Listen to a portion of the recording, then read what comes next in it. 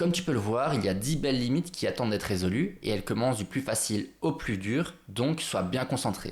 Mais avant ça, j'aimerais bien te réexpliquer le principe d'une limite en utilisant une limite qui est assez simple. Commençons tout de suite. Donc ici, on a une limite assez simple d'un polynôme où il suffit de remplacer la valeur de x dans notre fonction, qui ici est en vert, par la valeur de x de la limite, c'est-à-dire la valeur en jaune. Donc on va le faire tout de suite. On remplace x par 0, on obtient, bon je vais pas te prendre point débile, donc 5 fois 0 au cube ça fait 0, moins 5 fois 0, 0, plus 18. Donc ici on obtient directement 18. Et ça c'était juste pour rappeler comment est-ce qu'on faisait pour calculer une limite. Passons directement à la suite. Donc ici ce qu'on peut faire c'est exactement la même chose. C'est-à-dire qu'on va remplacer la valeur de x par la valeur qui est en dessous de la limite, sauf que cette valeur là c'est plus l'infini.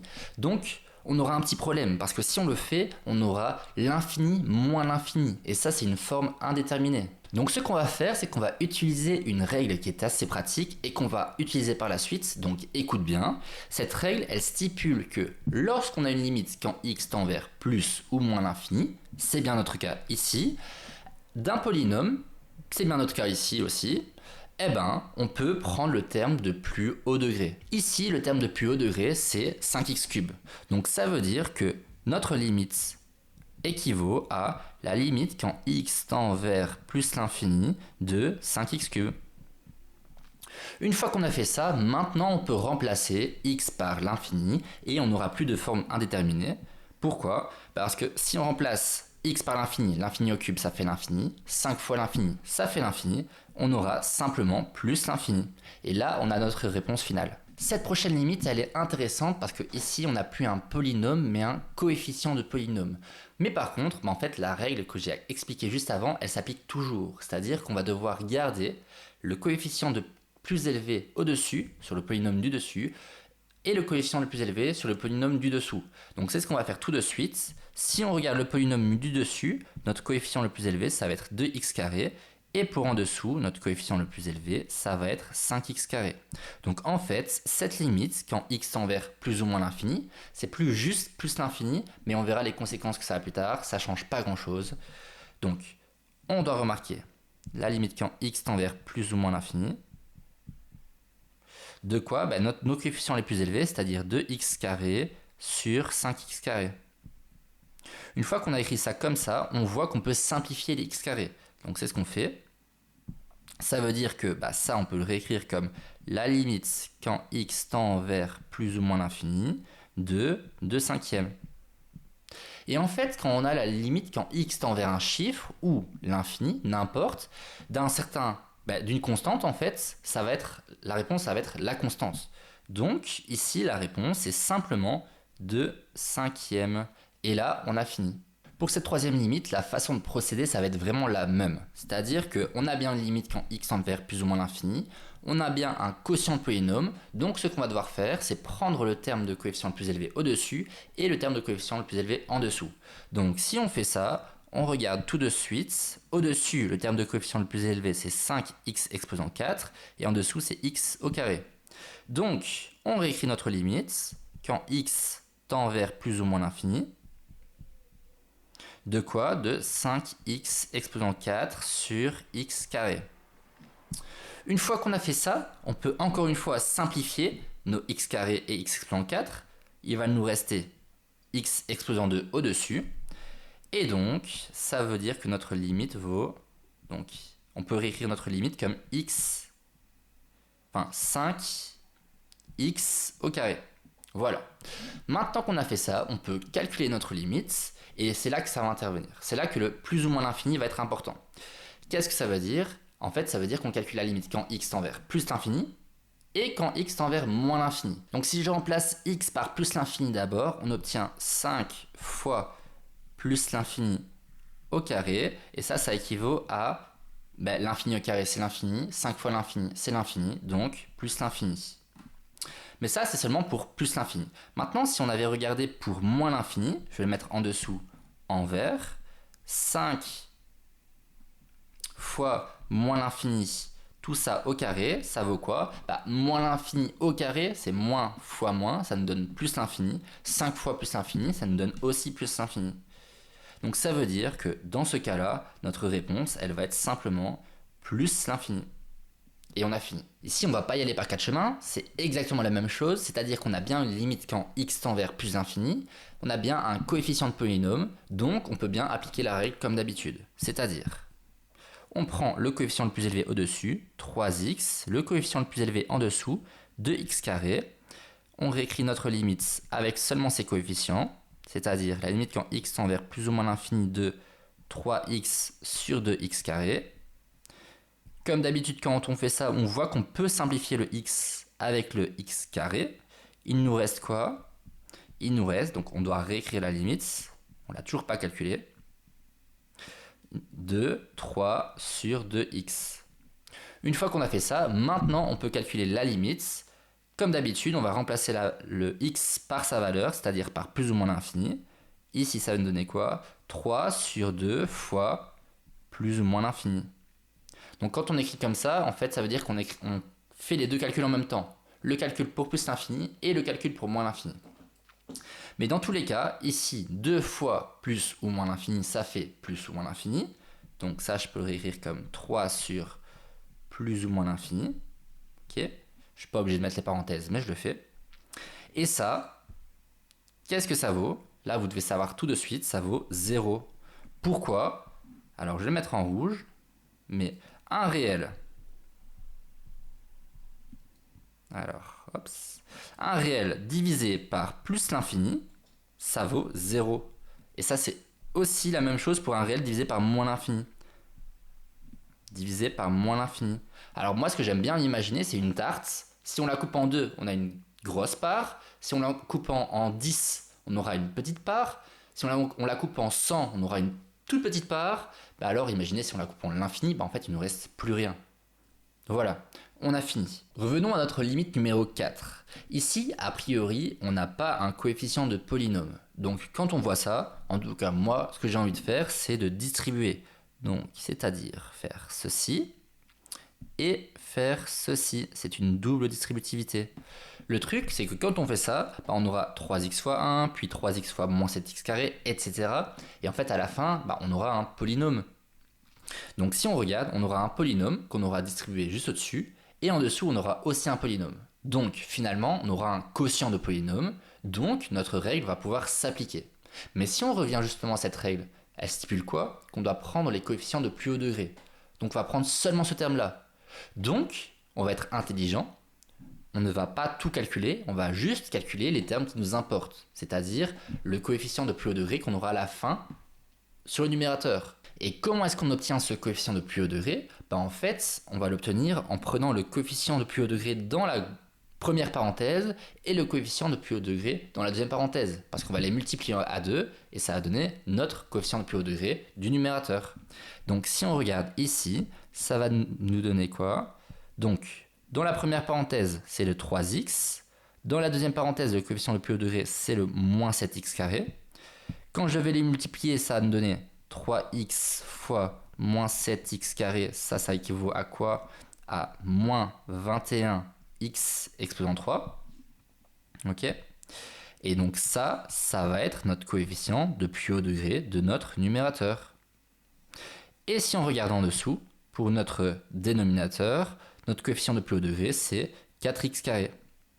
Donc on peut tout de suite appliquer notre fameuse règle, c'est-à-dire qu'on va réécrire la limite comme d'habitude, donc la limite quand x tend vers plus ou moins l'infini, de notre coefficient de plus haut degré au-dessus, mais ça on l'a déjà calculé, on l'a mis en vert à droite, c'est moins 21 x3, et notre coefficient de plus haut degré en dessous, c'est-à-dire 4x². Une fois qu'on a fait ça, on peut comme d'habitude simplifier, on a x3 au-dessus et x² en dessous, il va nous rester quoi? Il va nous rester du x au-dessus, je réécris ma limite, c'est-à-dire la limite quand x tend vers plus ou moins l'infini de moins 21 sur 4 fois x.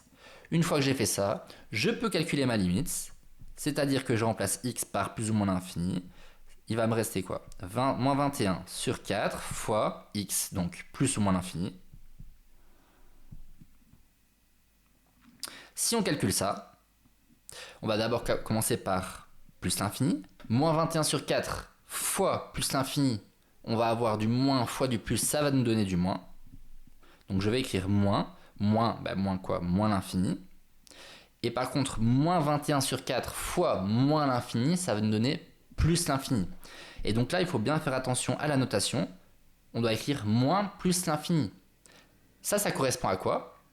Ça correspond au calcul qu'on a d'abord calculé pour plus l'infini. On va mettre notre réponse au-dessus. Je vais le mettre en fluo bleu. Et ensuite, on calcule la limite quand x tend vers moins l'infini. Et là, on a notre réponse en dessous. Donc, en d'autres mots, quand on calcule la limite en x tend vers plus l'infini, on obtient moins l'infini, et on doit le mettre au-dessus. Et quand on calcule la limite quand x tend vers moins l'infini, on obtient plus l'infini, et ça, on doit le mettre en dessous. Pour notre sixième limite, ce qu'on peut constater, c'est qu'on n'a plus x qui tend vers plus ou moins l'infini, mais x qui tend vers 2. Donc, malheureusement, ici, on ne va plus pouvoir utiliser la règle qu'on a utilisée précédemment.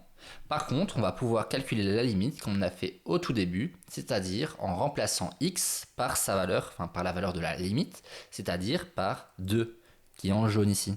Donc si je fais ça, j'obtiens 1 sur 2 au carré, ça nous donne 4, moins 4, et ça nous donne quoi?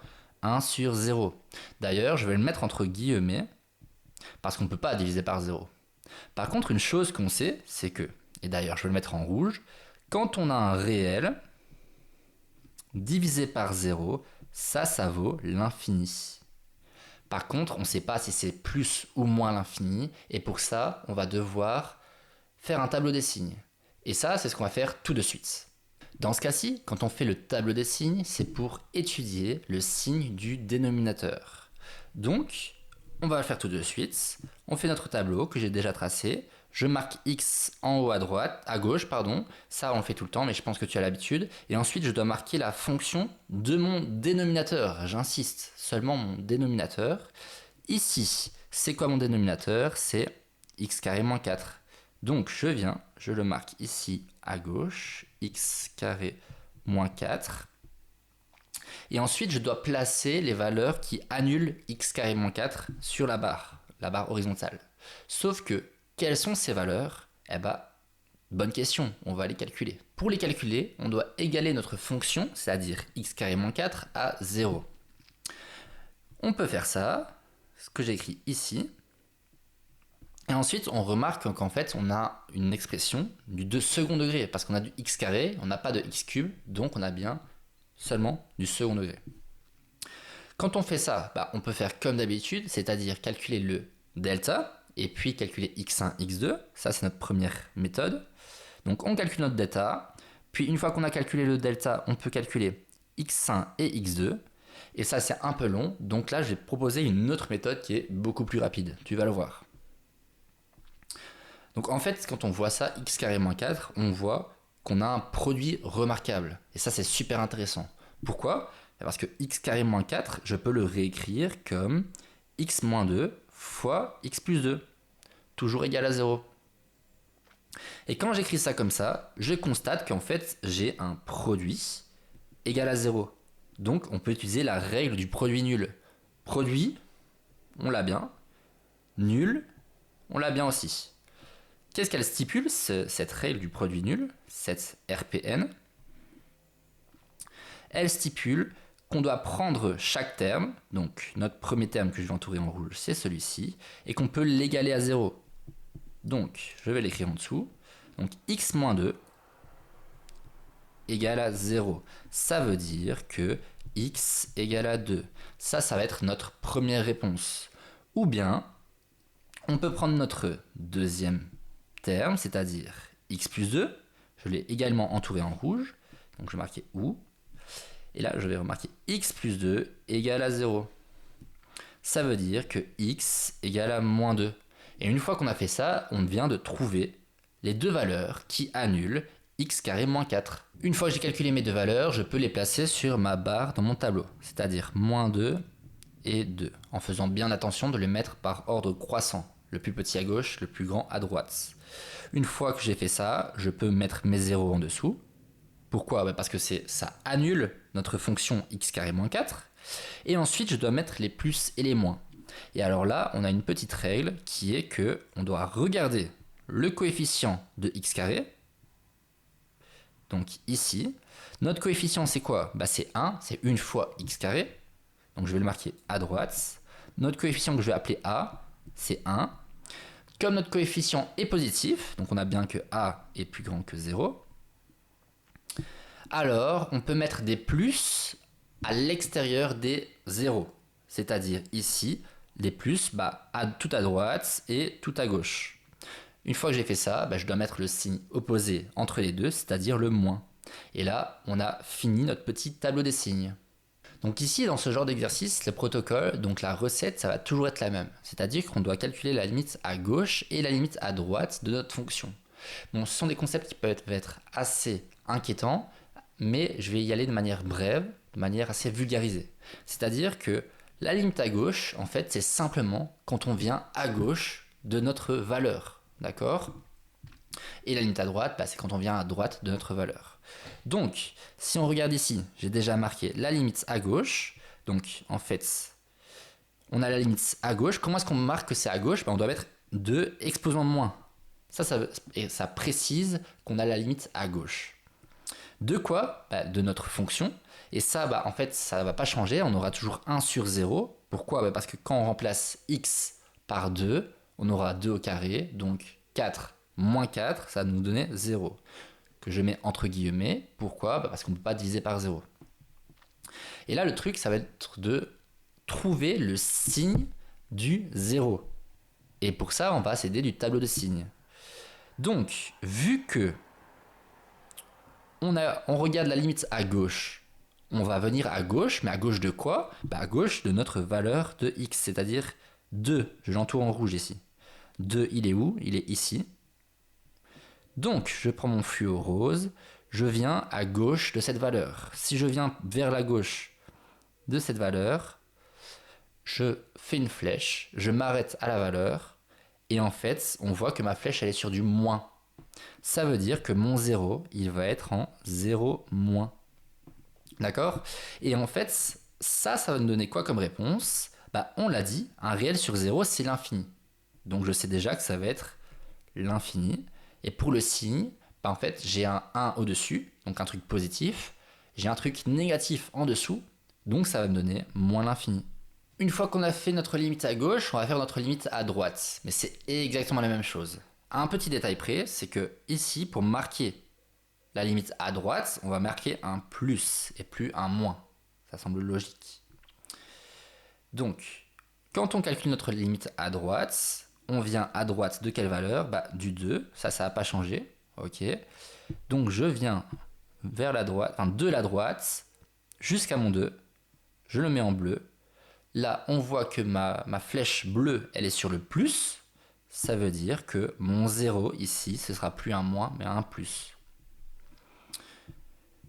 Donc ici, pour savoir la valeur de mon infini, pour le signe plutôt de mon infini, je regarde au-dessus, j'ai un 1, c'est positif. Au-dessus, j'ai un 0 plus, c'est positif. Positif sur positif, ça me fait bien du positif. Une fois que je l'ai fait ça pour le 2, je peux le faire pour le moins 2. Donc là, en fait, ça va être exactement la même chose. Donc je l'ai déjà marqué, on va le faire ensemble, mais ce sera très rapide. Donc je marque la limite quand x tend vers moins 2. À gauche, donc je mets un moins. Ça me donne toujours la même chose. Et on veut savoir si c'est plus ou moins l'infini à la fin. Donc pour ça, on doit regarder le 0 si c'est un plus ou un moins. Donc on va venir à gauche de notre valeur moins 2. Je sais ce que je fais tout de suite. Ici, on voit que ma flèche, elle est sur du plus. Donc ça va être 0 plus. Et encore une fois, ici, on a un positif sur un positif. Ça va me donner plus l'infini. Alors que si je viens de la droite, je prends mon fluo vert. Je viens de la droite, donc hop, je m'arrête à la valeur moins 2. On voit que ma flèche, elle est sur un moins. Donc ça veut dire que ma valeur, donc ma limite quand x tend vers moins 2 plus, c'est-à-dire ma limite à droite, ça va être un moins. Pourquoi? Parce que ma flèche verte, elle est sur un moins. Donc là, on a du positif sur du négatif, ça devient du négatif. Et on a fini notre exercice. On est parti pour cette 7e limite. Et en fait, ici, on va constater que ça va être la même chose. C'est-à-dire qu'on va remplacer x par 1. Et on va obtenir 1 sur 1 moins 1 au cube, c'est-à-dire 1 sur 0. Et là, en fait, ça va être vraiment la même chose. Donc, je vais encore une fois le mettre entre guillemets. On sait que ça va valoir l'infini, mais plus ou moins l'infini, ça, on ne sait pas. Donc, il va falloir faire un tableau des signes. Mais la différence ici, c'est qu'on n'a plus quelque chose au carré, mais quelque chose au cube. Donc, on va voir tout de suite comment est-ce qu'on peut compléter ce tableau des signes. Donc ici, comme on a fait précédemment, la chose à faire, c'est de mettre le dénominateur dans la colonne de gauche. Et ensuite, on va devoir mettre les valeurs qui annulent ces dénominateurs sur la ligne. Donc on va d'abord voir les valeurs qui annulent avant de faire quoi que ce soit. Commençons directement. Donc notre dénominateur, c'est x-1 au cube. Donc je vais le marquer ici en noir. x-1 exposant 3. Et on veut les valeurs qui annulent. Donc on va dire que c'est égal à 0. Comme d'habitude. Bon là, soit on est intelligent, on voit directement que c'est au cube, donc on peut dire que x-1 directement égale à 0. Et ça, comment est-ce qu'on le sait? En fait, c'est x-1 fois x-1 fois x-1. Tout ça égale à 0. Et comme on l'a vu avant, on peut utiliser la règle du produit nul. Donc ça veut dire que... Alors, je ne vais pas oublier de mettre les symboles ici. Ça veut dire que x-1 égale à 0, donc x égale à 1. Et on a trouvé les valeurs qui annulent x-1 au cube. En fait, c'est 1 3 fois.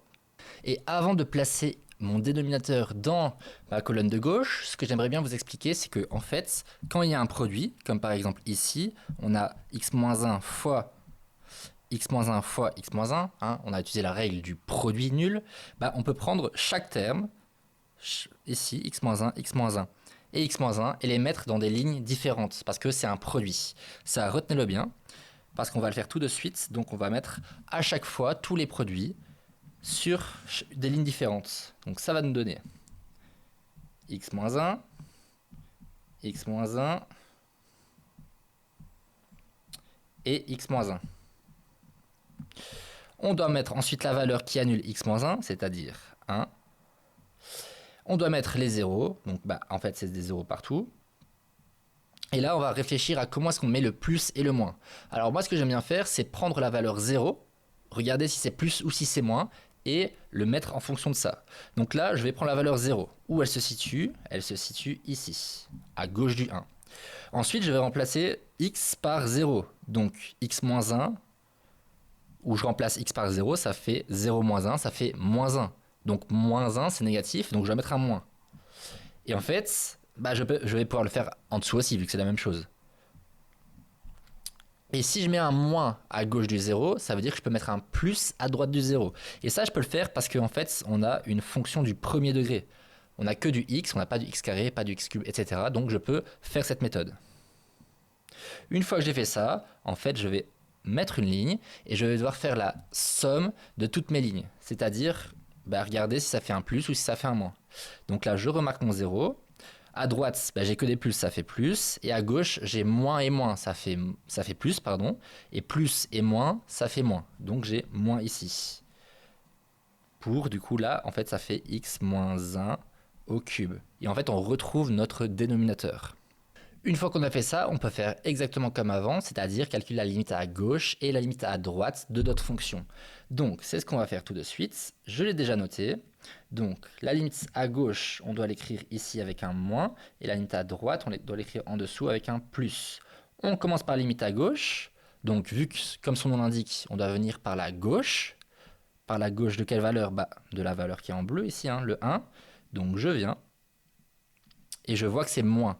Ça veut dire que on est sur du 0 moins. Donc je vais le marquer, 0 moins. Et ça veut dire qu'on a moins l'infini. Pourquoi? Parce qu'on a 1 qui est positif sur du 0 moins qui est négatif. Ça nous donne du négatif. Si on fait la même chose avec notre limite à droite, on va devoir venir de la droite. Donc on vient, oups, je ne vais pas le mettre ainsi, je vais le prendre en fluo. On vient de notre droite, on voit qu'on est sur du plus. Ça veut dire que c'est du 0 plus, et donc ça veut dire qu'on est sur du plus l'infini. Pour cette 8e limite, ce qu'on va faire, c'est comme d'habitude, on va remplacer notre limite, c'est-à-dire quand x tend vers 3, dans notre fonction. Je l'ai directement fait, et on voit qu'on obtient 0 sur 0. Donc on n'obtient plus un réel sur 0. Et donc ici, c'est encore un cas différent, et on va voir tout de suite comment réaliser. Alors ici, comme on a une fonction du second degré, on peut faire comme d'habitude, c'est-à-dire calculer notre delta, puis trouver x1 et x2 avec notre fameuse formule moins b plus ou moins racine de delta sur 2a. De là, on obtient x1, x2, et on peut réécrire du coup notre polynôme comme x moins notre premier x1, donc par exemple x moins 3, fois x moins notre x2 qu'on aura trouvé. Ou bien, on va beaucoup plus vite, et en fait, on se rend compte que notre x carré moins 6x plus 9, c'est un produit remarquable. Et donc, on peut le réécrire comme x moins 3, le tout au carré. Ça veut dire quoi? Ça veut dire qu'en fait, la seule réponse possible, c'est 3. Donc, si on avait calculé x1 et x2, on n'aurait obtenu que 3. Et donc, je rappelle, mais le but, c'est vraiment de modifier le dénominateur pour pouvoir simplifier quelque chose. Donc ici, on va réécrire notre expression, donc l'expression de la limite, c'est-à-dire qu'on avait, alors, comment je vais faire? Je vais l'écrire en haut, ok? On avait cette limite-là, je vais réécrire le numérateur, donc la limite quand x tend vers 3, de quoi? De 2x moins 6, et on a calculé le dénominateur en dessous, c'est-à-dire qu'on a vu que c'était x moins 3, le tout au carré. Et alors vous allez me dire, mais comment est-ce qu'on simplifie ça, Bastien? Alors c'est vrai, il n'y a pas directement x moins 3 au-dessus, mais réfléchissons un peu. En fait, on a 2 fois x moins 3. Je ne sais pas si vous voyez ce que je veux dire. Si on regarde un peu, on a 2 fois x moins 6. Donc en fait, on peut réécrire ça comme... Alors, je vais le marquer ici, j'ai plus beaucoup de place, mais c'est pas grave. La limite quand x tend vers 3 de 2 fois x moins 3, je vais y arriver, sur x moins 3 au carré.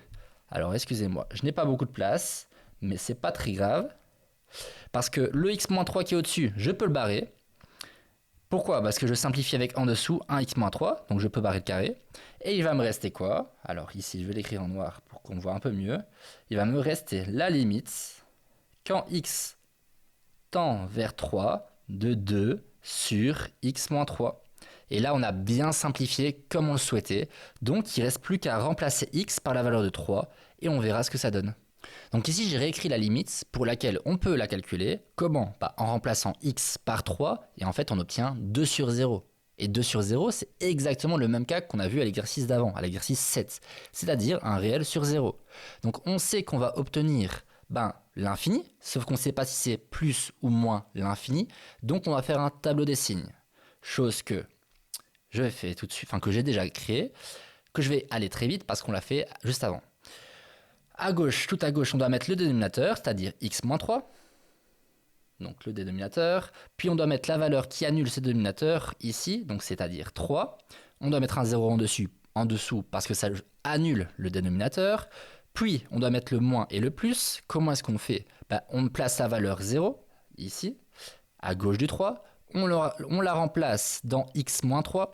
Ça fait 0 moins 3, moins 3. Moins 3, c'est négatif, donc je dois mettre un moins. Une fois que j'ai mis un moins, vu que j'ai une fonction du premier degré, x moins 3, je peux mettre un plus de l'autre côté du 0, chose que j'ai faite. Une fois que j'ai fait ça, je peux calculer la limite à gauche et la limite à droite, une chose que j'ai faite aussi, mais j'ai juste pas marqué limite à droite, je suis marqué limite à droite pour qu'il n'y ait pas de confusion. Je fais ça. Donc, je réécris ma limite, quand x tend vers moins 3, moins. Pourquoi moins? Parce que c'est la limite à gauche, ok. Vu que c'est la limite à gauche, je dois venir de la gauche. Donc, je viens de la gauche, je me rapproche de ma valeur, et je suis sur le moins. Ça veut dire qu'on est sur du 0 moins. Du positif. Pourquoi du positif? Le 2, c'est positif. Sur du négatif, ça nous fait du négatif. Donc, on obtient bien moins l'infini. Ici. Je fais pareil à droite, j'obtiens on vient de la droite. Donc on est sur du plus. Si on est sur du plus, ça veut dire que c'est 0 plus. Et du plus sur du plus, ça nous fait plus l'infini. Et on a fini l'exercice. Pour ce 9e exercice, on fait comme d'habitude, on remplace notre x par notre valeur, c'est-à-dire par 2 ici.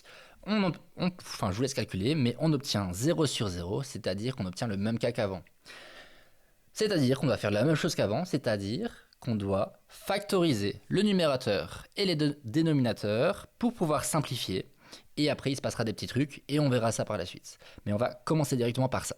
Donc on est parti directement avec notre numérateur qu'on veut simplifier. Pour le faire, on va calculer x1 et x2, donc c'est-à-dire qu'on doit calculer notre delta. Donc on est parti. Notre delta ici c'est quoi? C'est b carré moins 4ac, c'est-à-dire b carré c'est 1 au carré, moins 4 fois 1 fois moins 6.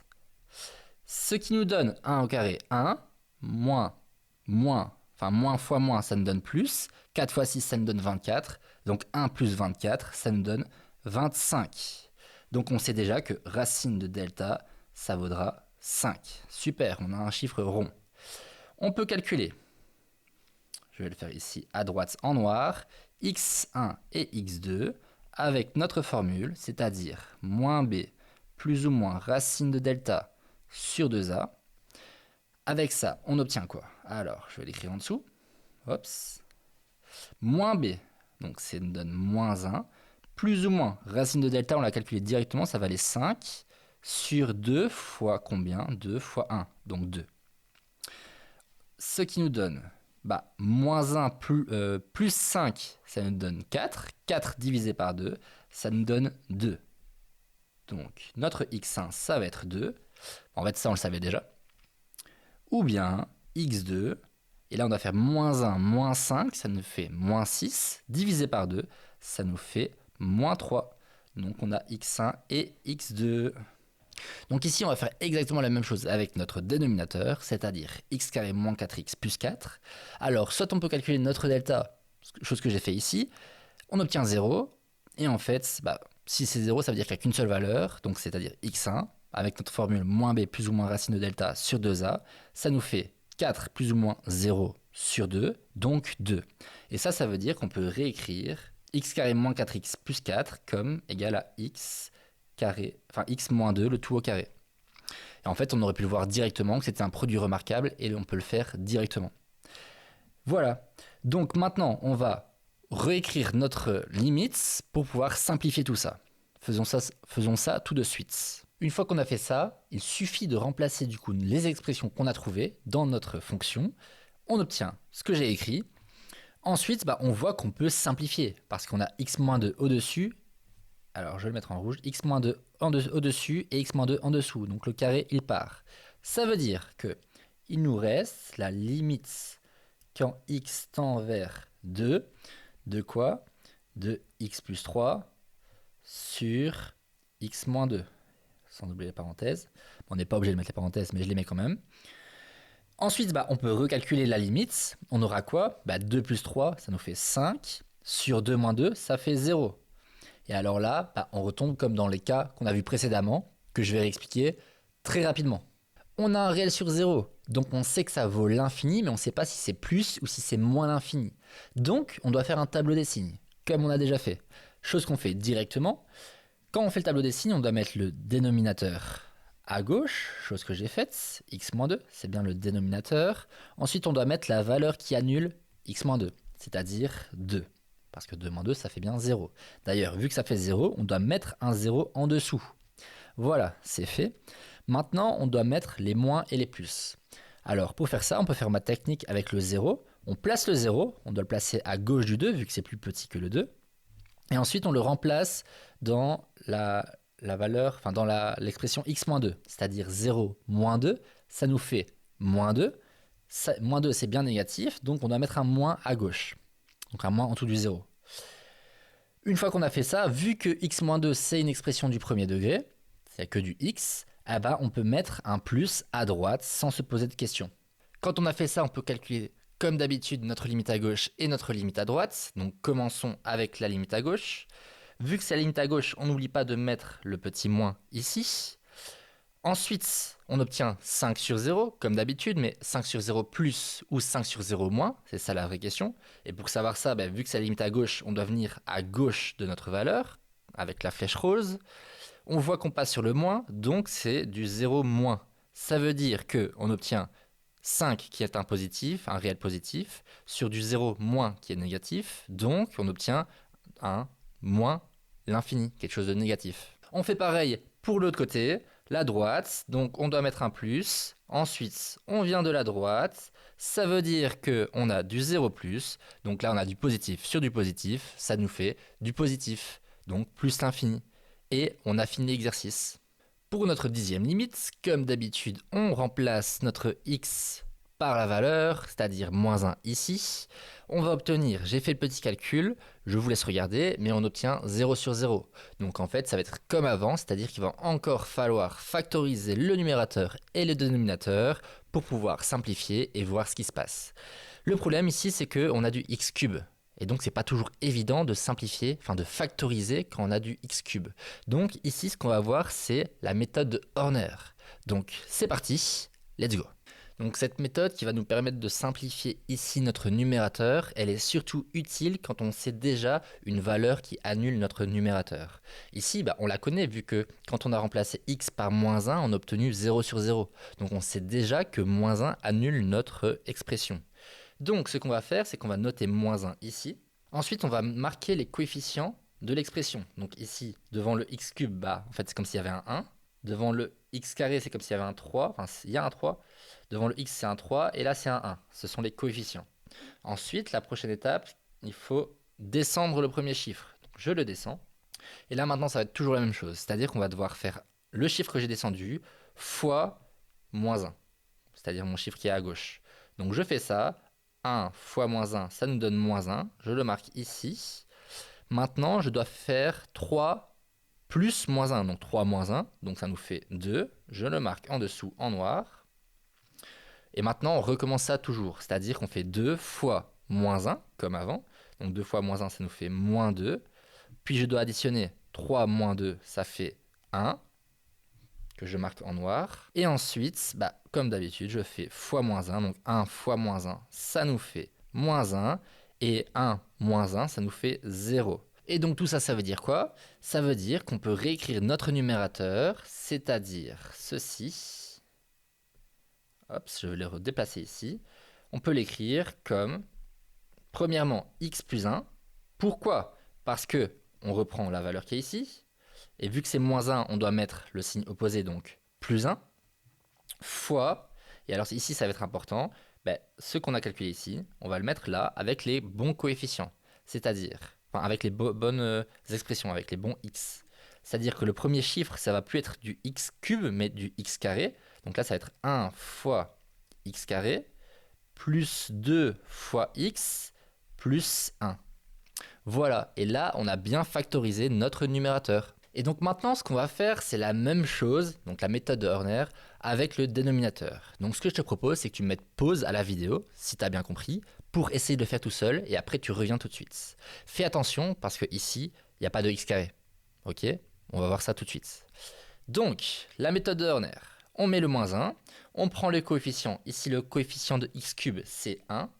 Le coefficient de x carré, comme je viens de le dire, il faut faire attention, il n'y en a pas, donc on doit marquer 0. Ensuite, le coefficient de x, c'est moins 3. Et le coefficient de la constante, c'est moins 2. Ok.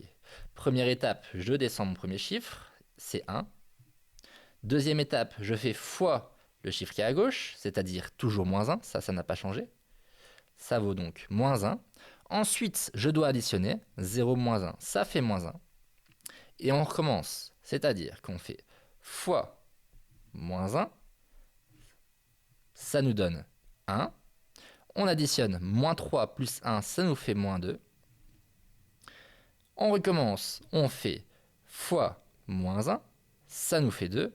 Et 2 et moins 2 plus 2, ça nous fait bien 0. On a bien notre 0 à la fin, donc c'est good.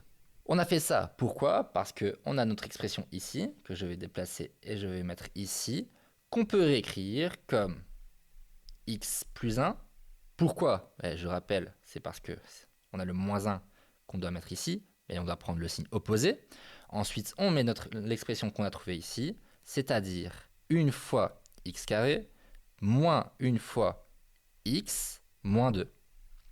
Et là, on a factorisé notre dénominateur. Une fois qu'on a fait ça, on peut reprendre notre limite de base, on peut changer notre numérateur en l'expression qu'on a trouvée, notre dénominateur pareil, donc c'est ce que j'ai écrit ici, et on constate qu'on peut simplifier par x plus 1. Voilà. Une fois qu'on a fait ça, on obtient un truc avec du x carré, donc on retombe sur l'exercice qu'on a fait avant. Donc, je vais être très rapide, mais normalement, vous savez gérer maintenant. Donc, pour factoriser notre numérateur, vu qu'on a une expression en x carré, ce qu'on peut faire, c'est calculer notre delta, puis calculer notre x1, x2, et après on peut factoriser.